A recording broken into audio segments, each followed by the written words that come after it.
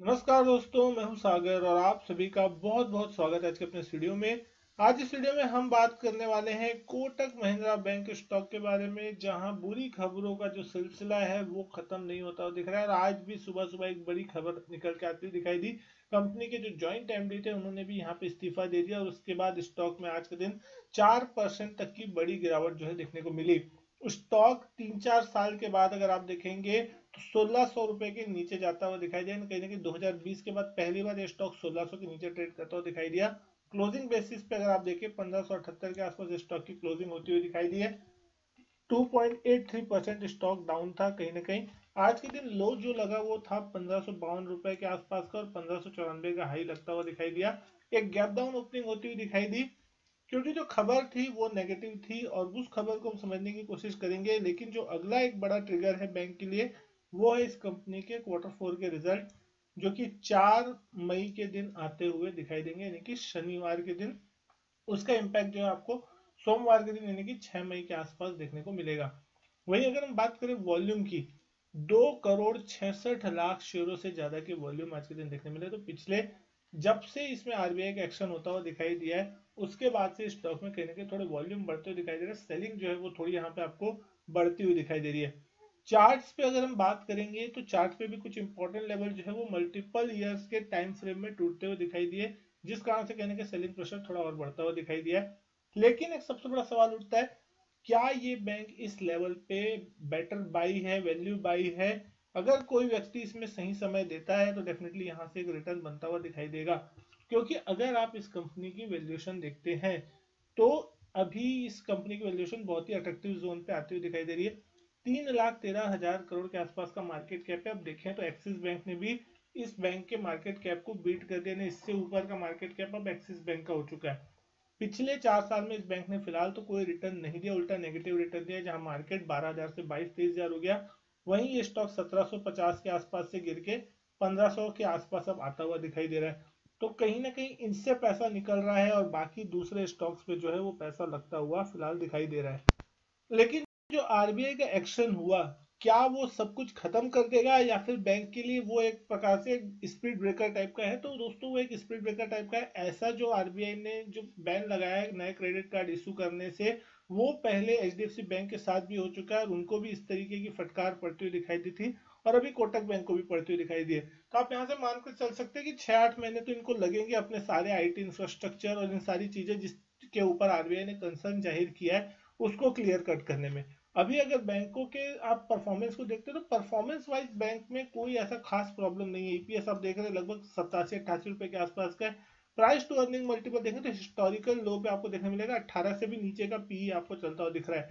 Price to book देखें 2.81 के आसपास, जो कि लगभग कहीं ना कहीं हिस्टोरिकल लोअर साइड में ही आपको देखने को मिल रही है। तो कहीं ना कहीं वैल्यूएशन वाइज स्टॉक बहुत ही ज्यादा जो है वो अब अच्छे वैल्यूएशन पे आ चुका है। तो यहाँ से अगर आप शॉर्ट टर्म में ट्रेडिंग की मानसिकता रखते हो तो एक अलग चीज है, या फिर आपको लगता है कि ये बिल्कुल यस बैंक बन जाएगा, तो ऐसा तो मुझे बिल्कुल भी नहीं लगता। लेकिन डेफिनेटली कहीं ना कहीं थोड़ा सा यहाँ पे आपको टाइम वेट करना पड़ेगा। ये वापस यहाँ से बाउंस करेगा तो बहुत ही जबरदस्त रिटर्न देता हुआ दिखाई सकता है।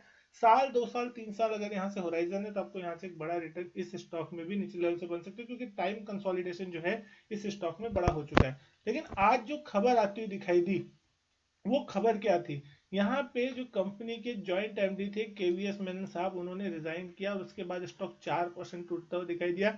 नुवामा ने यहाँ पे स्टॉक को डाउनग्रेड कर दिया और साथ ही साथ स्टॉक के टारगेट प्राइस भी जो है वो कट कर दिए। तो अब यहाँ पे नुवामा इंस्टीट्यूशनल इक्विटीज ने डाउनग्रेड किया कोटक महिंद्रा बैंक को, रिड्यूस फ्रॉम बाई, तो बाई से रिड्यूस की रेटिंग कर ली।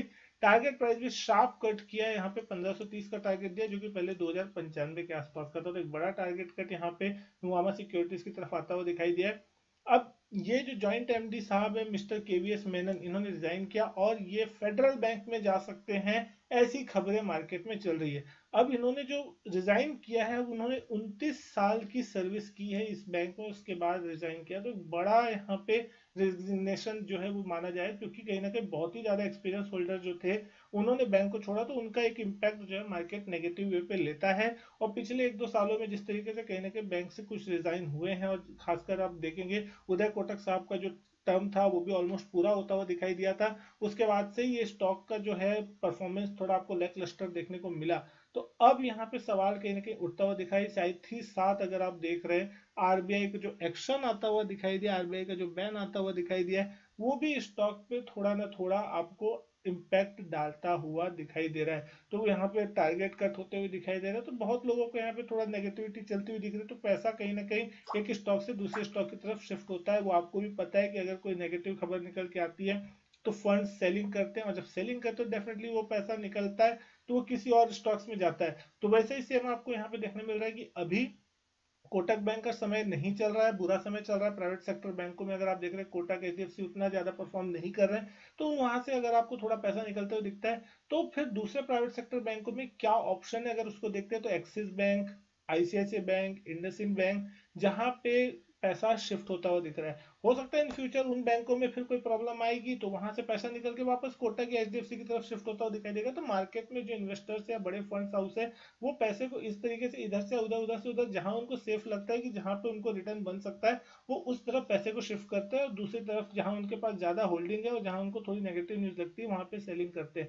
तो आप यहाँ पे देख सकते हैं नुवामा ने जो टारगेट प्राइस कट की है बुक वैल्यू के हिसाब से 1.7 की बुक वैल्यू जो है FY26 के हिसाब से देख रहे हैं, जो कि पहले 2.3x के हिसाब से देखते हुए दिखाई दे रहे थे।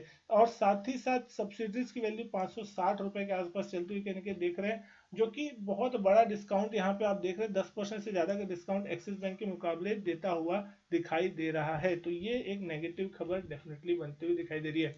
अब चौथे क्वार्टर के जो नतीजे हैं वो किस तरीके के आते हुए दिखाई देंगे उसको अगर समझे, नेट प्रॉफिट के लिहाज से अगर आप यहाँ पे देखेंगे तो पिछले 4-5 क्वार्टर से कहीं ना कहीं जो नतीजे आपको देखने मिल रहे हैं कंसोलिडेटेड बेसिस पे वो फ्लैट देखने मिल रहे हैं। 4-4.5 हजार करोड़ के जो नंबर है आपको पिछले 3-4 क्वार्टर से उसी रेंज में देखने मिल रहे हैं। तो इस क्वार्टर जो है मार्च क्वार्टर में अगर पिछले साल देखे सेम क्वार्टर में लगभग 4,529 करोड़ के आसपास का नंबर नेट प्रॉफिट का देखने मिला था। अब इस क्वार्टर में क्या ये आंकड़ा 5,000 करोड़ के आसपास या उसके पार निकलता हुआ दिखाई देगा, उस चीज के ऊपर मार्केट कहीं ना कहीं नजर रखेगा। और इस बार बैंक की परफॉर्मेंस किस तरीके की आ रही है, क्योंकि कहीं ना कहीं आरबीआई का जो एक्शन हुआ है वो नेगेटिव साइड पे है। तो वहीं पे अगर यहाँ बैंक के नतीजे थोड़े अच्छे पॉजिटिव सरप्राइज देते हैं तो कहीं ना कहीं मार्केट उससे चीयर अप होगा और आपको एक प्रकार से नीचे लेवल से थोड़ी शॉर्ट कवरिंग या हल्की बाइंग का इंटरेस्ट जो है वो देखने मिल सकता है। लेकिन अगर नतीजों में कुछ भी खराब निकल के आता है तो फिर यहाँ पे कहीं ना कहीं थोड़ी और पिटाई होती हुई दिखाई दे सकती है। चार्ट्स पे अगर आप देख रहे हैं तो पिछले 3-4 सालों में इस स्टॉक ने कोई खास रिटर्न नहीं बना के दिया, एक रेंज बाउंड स्टॉक ट्रेड होता हुआ दिखाई दिया। और अगर अभी देख रहे हैं तो प्री कोविड लेवल के भी स्टॉक नीचे ट्रेड होता हुआ दिख रहा है। पिछले बार जब कोरोना क्रैश के समय अगर आप देख रहे हैं स्टॉक 1740 के आसपास का 52 वीक हाई लगाया था, उसके बाद एक गिरावट देखने मिली थी, रिकवरी जरूर आई थी, लेकिन 4 सालों में स्टॉक में कोई खास रिटर्न बना नहीं। नीचे की तरफ 1640 का एक बड़ा सपोर्ट था जो कि फाइनली आरबीआई की जो खबर थी उसके कारण टूटता हुआ दिखाई दिया। और अगर हम देख रहे हैं तो एक कंटिन्यूस डाउन ट्रेंड में है। हमने देखा था कि ले देके स्टॉक 200 डीएमए के पार बंद हुआ जरूर था, 1850 तक के जो लेवल थे वो भी देखने मिल चुके थे और लग रहा था शायद यहाँ से एक ब्रेकआउट आपको देखने मिल सकता है। लेकिन एक बड़ी खबर ने पूरा का पूरा स्टॉक का ट्रेंड जो है पूरी तरीके से रिवर्सल कर दिया, और इस स्टॉक की जो ओपनिंग ही हुई थी वो पूरे सारे लेवल को तोड़ के नीचे की तरफ है। उसके बाद से अगर पिछले 4-5 दिनों से देख रहे हैं तो स्टॉक में आपको प्रेशर बना हुआ है। 1640 के नीचे स्टॉक कंसिस्टेंट कारोबार करा। आज भी हमने देखा एक बड़ी गैप डाउन ओपनिंग होती हुई दिखाई दी।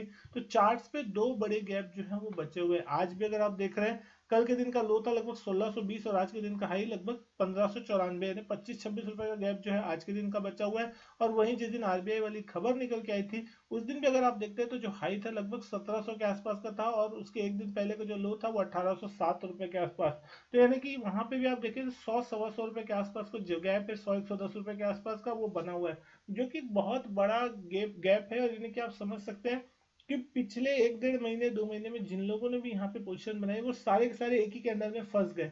और जब ऐसा होता है तो फिर इतनी आसानी से एग्जिट देखने को नहीं मिलती है। हालांकि अब यहाँ पे लोग एवरेजिंग के बारे में सोच सकते हैं, कुछ कर सकते हैं, लेकिन वॉल्यूम जिस तरीके के होते हुए दिखाई दे तो आपको साफ यहाँ पे देखने मिलता है कि बड़े फंड्स जो हैं एफआईज जो है वो यहाँ पे कहीं ना कहीं डिलीवरी बेस्ड सेलिंग जो है वो करते हुए दिखाई दे। तो कहीं ना कहीं नीचे की तरफ जब तक एक बार बेस बनाने की कोशिश नहीं करेगा, थोड़ी वॉलेटिलिटी आपको देखने नहीं मिलेगी, तब तक कहीं ना कहीं यहाँ पे बेस नहीं बनेगा। अब यहाँ पे अपसाइड में टारगेट कहाँ तक आ सकते हैं, तो इसकी जो अपसाइड टारगेट है वो आपको थोड़े कैप देखने को मिलेंगे कहीं ना कहीं 1600 से लेके 1650 1660, जो कि कहीं ना कहीं उस दिन का ओपनिंग लेवल था वो रेंज तक अगर स्टॉक आता है तो कहीं ना कहीं एक बार वहां पे स्टॉक में आप एग्जिट करने की कोशिश कर सकते हैं, क्योंकि वहां पे थोड़ा प्रेशर ऊपर देखने मिल सकता है, क्योंकि निचले लेवल से एक रिकवरी भी अच्छी खासी हो जाती है अगर, तो उस लेवल पे भी जिस उन्होंने बाइंग की होगी वो भी आज फंसे हुए हैं, यानी कि जिन लोग को लगा कि बड़ी गैप डाउन हो रही है और वहां पे हम बाई कर लेते हैं, तो वो भी कहीं ना कहीं फंस चुके हैं, उनको भी अभी तक एग्जिट फिलहाल नहीं मिली है, तो उस लेवल के आसपास थोड़ा सेलिंग प्रेशर देखने मिल सकता है।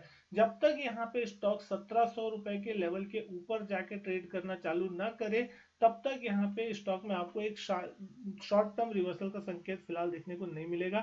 और 200 ईएमए की बात करें तो अभी 1780 के लेवल पे वो बहुत ही ज्यादा दूर है, तो अभी तो यहाँ पे हम स्टॉक में पहले तो बेस बनने की तैयारी करने की सोचना चाहिए, और कहीं ना कहीं नीचे की तरफ अगर हम देखते हैं तो एक बार के लिए 1500 1550 का वो लेवल हो सकता है शायद, जहां पे कहीं ना कहीं एक बार स्टॉक शॉर्ट टर्म में बेस बनाने की कोशिश करे।